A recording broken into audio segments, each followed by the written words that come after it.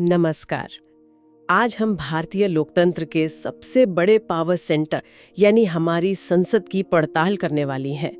हम सबको लगता है कि संसद में हमारे चुने हुए नेता आज की आबादी का प्रतिनिधित्व करते हैं, है ना?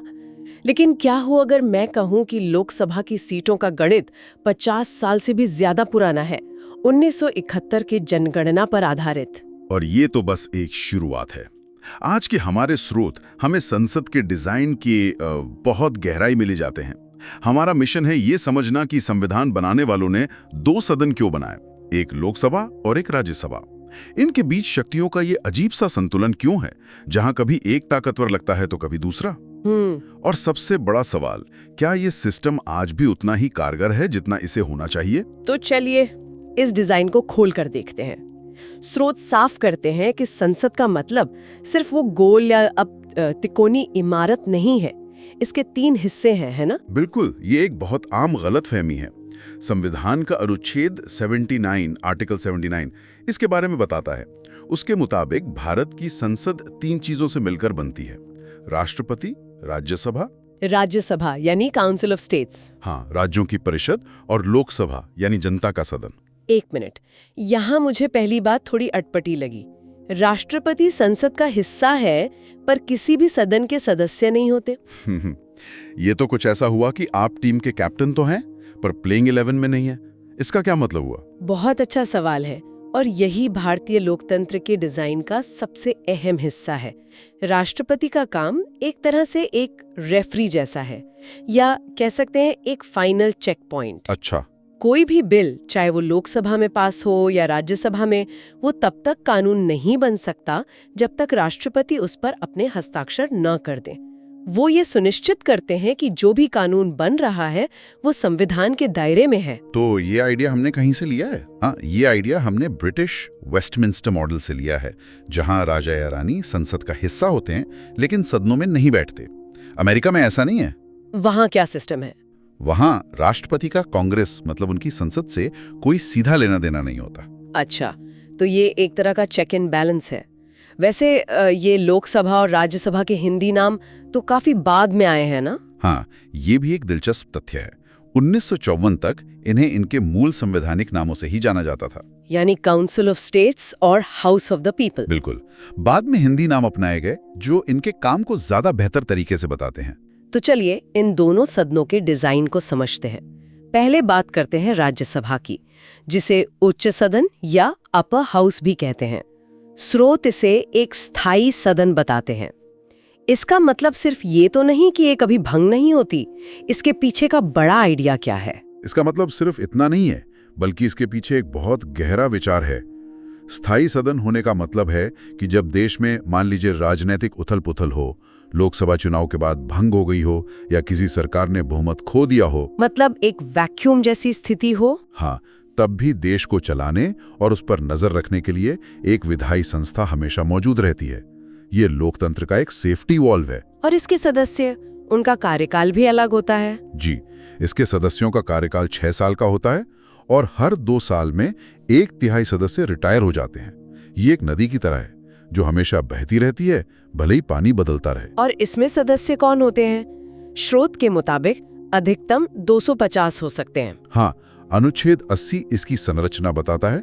250 में से 238 सदस्य राज्यों और केंद्र शासित प्रदेशों से आते हैं और बाकी 12? और बाकी के 12 सदस्यों को राष्ट्रपति मनोनीत करते हैं। यहीं पर एक सवाल उठता है, ये 12 मनोनीत सदस्य कौन होते हैं?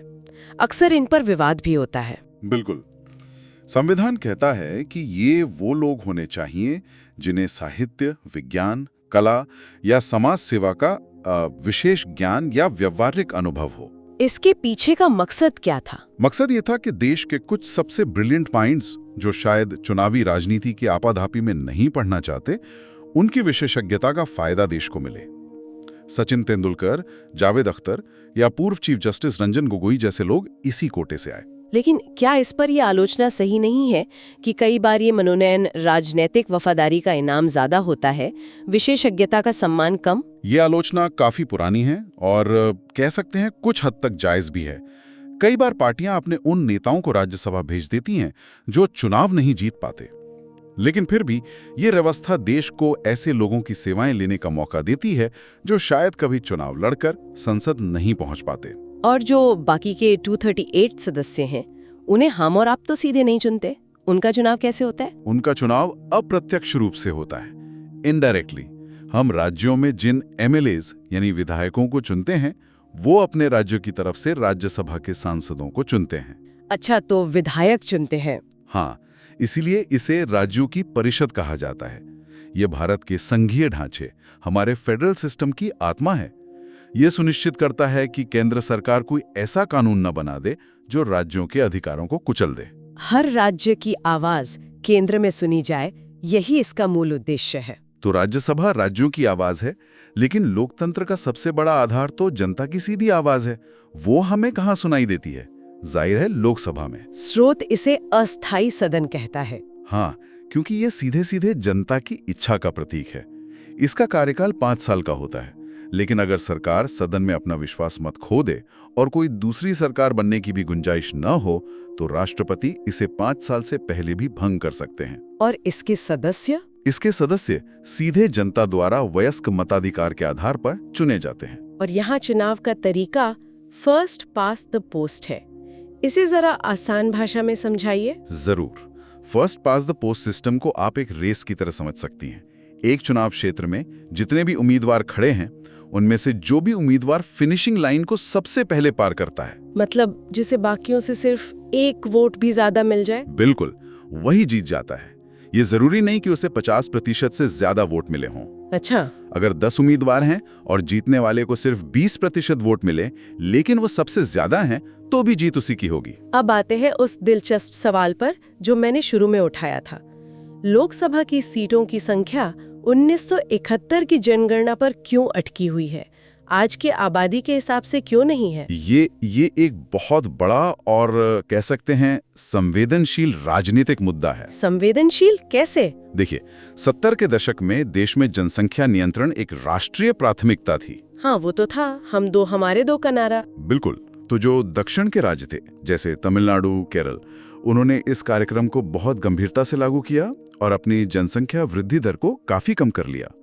वहीं उत्तर भारत के राज्यों में जनसंख्या खैर वो तेजी से बढ़ती रही। तो दक्षिण के राज्यों को डर लगा कि उन्हें अच्छी गवर्नेंस की सजा मिलेगी। एग्जैक्टली। उन्हें डर था कि अगर हर नई जनगणना के बाद सीटों का बंटवारा हुआ, तो संसद में उनका जो प्रतिनिधित्व है, उनकी आवाज है, वो तो कम होती जाएगी और ज्यादा आबादी वाले उत्तरी राज्यों का दबदबा बढ़ जाएगा। बिल्कुल। तो इस जायज चिंता को दूर करने के लिए संविधान में संशोधन करके 2026 तक के लिए लोकसभा की सीटों की संख्या को 1971 की जनगणना के आधार पर फ्रीज कर दिया गया। तो ये एक तरह का राजनीतिक समझौता था। हाँ, एक तरह का राजनीतिक समझौता। ठीक है, अब ये समझते हैं कि इन सदनों का सदस्य बनने के लिए योग्यता क्या चाहिए और कोई अयोग्य कैसे हो सकता है। संविधान का अनुच्छेद 84 आर्टिकल 84 योग्यताएं बताता है। पहली और सबसे जरूरी, व्यक्ति भारत का नागरिक हो। दूसरी, उम्र, जो दोनों सदनों के लिए अलग अलग है। हाँ। लोकसभा के लिए कम से कम 25 साल और राज्यसभा के लिए 30 साल।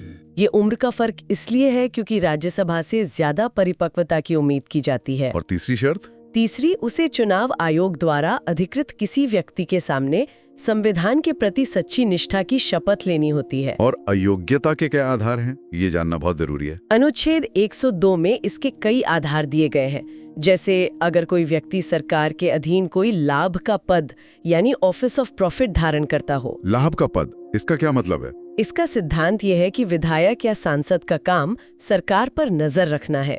अगर वो खुद ही सरकार से वेतन या लाभ लेने लगेंगे तो ये काम निष्पक्षता से नहीं कर पाएंगे। हालांकि मंत्री का पद लाभ का पद नहीं माना जाता। और दूसरे क्या कारण है? अगर किसी को अदालत ने मानसिक रूप से अस्वस्थ घोषित कर दिया हो या वो दिवालिया हो गया हो, अगर उसने स्वेच्छा से किसी दूसरे देश की नागरिकता ले ली हो, और दल बदल कानून भी तो है। हाँ, एक सबसे महत्वपूर्ण कारण जिसे बाद में जोड़ा गया, 10वीं अनुसूची यानी दल बदल विरोधी कानून। अगर कोई सदस्य अपनी पार्टी छोड़ता है या पार्टी विप के खिलाफ वोट करता है तो उसकी सदस्यता जा सकती है। और एक बात, जनप्रतिनिधित्व कानून के तहत अगर किसी को किसी अपराध में 2 साल से ज्यादा की सजा हो जाए तो वो भी अयोग्य हो जाता है। अब आते हैं सबसे बड़े सवाल पर, शक्ति। इन दोनों सदनों में से ज्यादा ताकतवर कौन है? ये एक पुस्टैंड बहस का मुद्दा है। ये कौन ज्यादा ताकतवर है से बेहतर सवाल है कि किस मामले में कौन ताकतवर है। संविधान ने शक्तियों का बंटवारा बहुत सोच समझ कर किया है। कुछ मामलों में लोकसभा को निर्णायक शक्ति दी गई है, तो कुछ मामलों में राज्यसभा की विशेष शक्तियां हैं और कुछ में दोनों बराबर हैं। चलिए पहले लोकसभा की ताकत की बात करते हैं। कहां पर उसका पलड़ा भारी है? 3 मामलों में लोकसभा की ताकत निर्विवाद है। पहला और सबसे बड़ा मामला है धन विधेयक, मनी बिल। मतलब बजट और टैक्स से जुड़े बिल? हाँ, देश का बजट, टैक्स लगाना या हटाना, सरकार द्वारा कर्ज लेना, इन सब से जुड़े बिल सिर्फ और सिर्फ लोकसभा में ही पेश हो सकते हैं। राज्यसभा इन पर सिर्फ चर्चा कर सकती है और 14 दिनों के अंदर अपनी सिफारिशों के साथ लौटाना होता है। और अगर ना लौटाए तो भी वो पास माना जाएगा और लोकसभा चाहे तो उन सिफारिशों को माने या ना माने, बिल दोनों सदनों से पास माना जाएगा। अच्छा, तो मतलब देश की तिजोरी की चाबी असल में सीधे जनता के चुने हुए प्रतिनिधियों के पास है, राज्यसभा के पास नहीं। ये एक बहुत बड़ी पावर है। बिल्कुल। दूसरा मामला है सरकार का अस्तित्व। अनुच्छेद 75 साफ कहता है कि मंत्रिमंडल यानी सरकार सामूहिक रूप से सिर्फ लोकसभा के प्रति जवाबदेह है। इसका मतलब है कि अविश्वास प्रस्ताव, नो कॉन्फिडेंस मोशन, केवल लोकसभा में ही लाया जा सकता है। बिल्कुल। अगर ये प्रस्ताव पास हो गया तो प्रधानमंत्री समेत पूरी सरकार को इस्तीफा देना पड़ता है। राज्यसभा सरकार के खिलाफ अविश्वास प्रस्ताव पास नहीं कर सकती। और तीसरा मामला? तीसरा है संयुक्त बैठक, जॉइंट सीटिंग। अगर किसी साधारण बिल पर दोनों सदनों में डेडलॉक हो जाए, मतलब सहमति न बन पाए, तो राष्ट्रपति दोनों सदनों की एक संयुक्त बैठक बुला सकते हैं। और यहाँ संख्या का खेल काम आता है। हाँ, अब आप गणित देखिए, लोकसभा के 543 सदस्य और राज्यसभा के 245। जाहिर है जिस पार्टी का लोकसभा में बहुमत है, संयुक्त बैठक में भी उसी की चलेगी।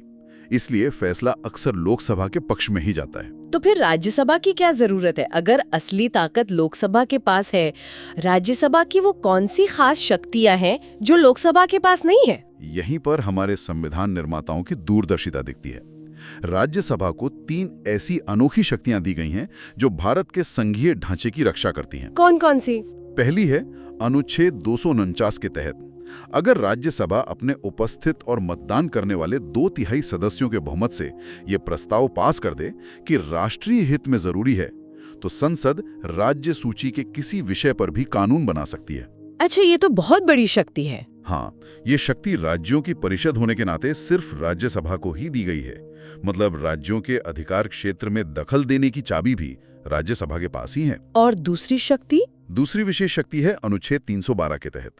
अगर देश में IAS, IPS जैसी कोई नई अखिल भारतीय सेवा, ऑल इंडिया सर्विस बनानी है, तो इसकी पहल करने का प्रस्ताव भी सिर्फ राज्यसभा ही अपने विशेष बहुमत से पारित कर सकती है। और तीसरी उपराष्ट्रपति को हटाने की प्रक्रिया। चूंकि उपराष्ट्रपति राज्यसभा के पदेन सभापति होते हैं, उन्हें हटाने का प्रस्ताव केवल राज्यसभा में ही शुरू किया जा सकता है। लोकसभा बाद में उस पर सिर्फ सहमति देती है। लेकिन कुछ मामले ऐसे भी हैं जहां दोनों बिल्कुल बराबर हैं। हाँ, और वो सबसे महत्वपूर्ण मामले हैं, जैसे कि संविधान संशोधन विधेयक और राष्ट्रपति पर महाभियोग। बिल्कुल। इन मामलों में संयुक्त बैठक का कोई प्रावधान नहीं है। बिल को दोनों सदनों से अलग-अलग विशेष बहुमत से पास होना ही पड़ता है। यहाँ राज्यसभा अपनी कम संख्या के बावजूद लोकसभा के बराबर की शक्ति रखती है। चलिए अब इस बहस के उस हिस्से पर आते हैं जो स्रोतों में भी उठाया गया है, राज्यसभा की आलोचनाओं और उसकी आज के समय में प्रासंगिकता। इसकी आलोचना की मुख्य बिंदु क्या है? इसकी सबसे बड़ी आलोचना ये है कि ये लोकसभा चुनाव में हारे हुए या सीधे चुनाव लड़ने से डरने वाले नेताओं के लिए संसद में आने का एक पिछला दरवाजा, मतलब बैकडोर एंट्री बन गया है। दूसरी आलोचना ये होती है कि ये अक्सर विधेयकों पर गंभीरता से पुनर्विचार करने की बजाय अपनी पार्टी लाइन के हिसाब से काम करता है और सरकार के काम में सिर्फ देरी करता है, खासकर जब सरकार का राज्यसभा में बहुमत न हो। और कुछ लोग इसे देश पर एक अनावश्यक आर्थिक बोझ भी मानते हैं। ठीक है, ये तो हुई आलोचना, लेकिन क्या ये ब्रेक लगाने का काम या देरी करने का काम अक्सर राजनीतिक वजहों से नहीं होता, जिससे जरूरी सुधारों में वृद्धि होती है? क्या ये एक तरह का टायरनी ऑफ द अनइलेक्टेड नहीं है? ये एक बहुत ही मजबूत तर्क है। कई बार ऐसा होता है कि जो बिल जनता द्वारा चुनी गई सरकार लाना चाहती है, उसे वो सदन रोक देता है, जिसके सदस्य सीधे जनता द्वारा नहीं चुने गए। तो फिर इसका दूसरा पहलू क्या है? इसका दूसरा पहलू ये है कि राज्यसभा का काम ही यही है कि वो लोकसभा द्वारा जल्दबाजी या बहुमत के नशे में पास किए गए कानूनों पर एक बार फिर से विचार करे। ये एक रिवाइजिंग चेंबर है। ये भावुकता की जगह विवेक और जल्दबाजी की जगह धैर्य को तरजीह देता है। और सबसे जरूरी बात, ये राज्यों के हितों का रक्षक है। बिल्कुल, जैसा हमने पहले कहा, ये राज्यों के हितों का सबसे बड़ा संरक्षक है। इसका होना ही इस बात का प्रमाण है कि भारत सिर्फ एक देश नहीं बल्कि राज्यों का एक संघ है।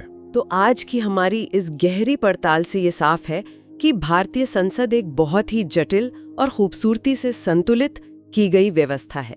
ये कोई एक तरफा शक्ति का खेल नहीं है। लोकसभा के पास सरकार बनाने, गिराने और देश के खजाने की चाबी है, तो राज्यसभा राज्यों के अधिकारों की चौकीदार और कानूनों की दोबारा जांच करने वाली परिपक्व संस्था के तौर पर काम करती है। और अब जाते जाते एक विचार सबके लिए छोड़ जाते हैं। हमने बात की थी कि 2026 तक सीटों की संख्या फ्रीज है। नया संसद भवन बन चुका है जिसमें बैठने की क्षमता कहीं ज्यादा है, और 2026 भी अब दूर नहीं। तो सीटों का पुनर्निर्धारण, जिसे डिलिमिटेशन कहते हैं, वो तो लगभग तय है। हाँ, तय है। जरा सोचिए, अगर अगली जनगणना के आधार पर लोकसभा की सीटों में भारी बढ़ोतरी होती है तो राज्यों के बीच शक्ति का संतुलन कैसे बदलेगा? खासकर ज्यादा आबादी वाले उत्तरी राज्यों और जनसंख्या को नियंत्रित कर चुके दक्षिणी राज्यों के बीच का राजनीतिक समीकरण किस दिशा में जाएगा? ये आने वाले दशक का शायद सबसे बड़ा राजनीतिक सवाल हो सकता है।